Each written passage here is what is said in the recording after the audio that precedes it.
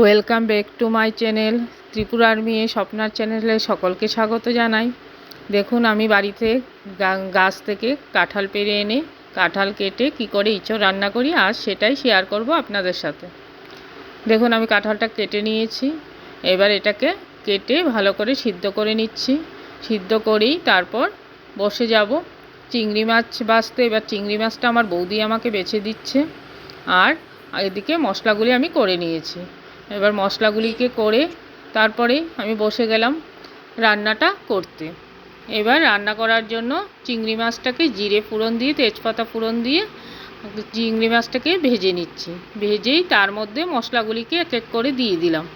1 চামচ জিরে গুঁড়ো, 1 চামচ লঙ্কার গুঁড়ো, হাফ চামচ হলুদ গুঁড়ো, আর তার সঙ্গে একটু নুন দিয়ে ভালো করে কষিয়ে নিচ্ছি।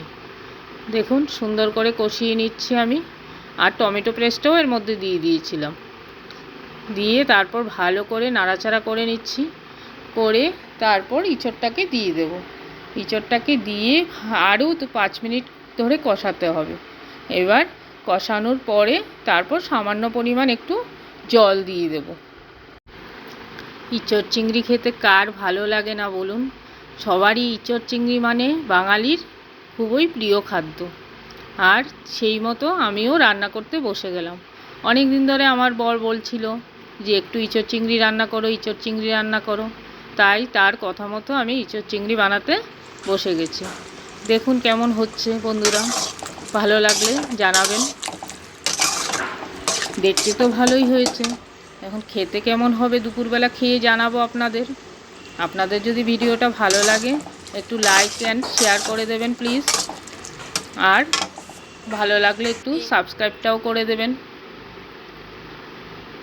দেখুন কেমন হয়েছে। তারপরে আমি দুপুরের জন্য রান্না করেছিলাম ডাল, উচ্ছে ভাজা, মাছ ভাজা, এইটুকুই রেখেছিলাম। তার সঙ্গে ইঁচড় চিংড়ি, তার সঙ্গে জমে গেছে খাওয়াটা। নমস্কার, ভালো লাগলে লাইক অ্যান্ড শেয়ার করবেন। ধন্যবাদ।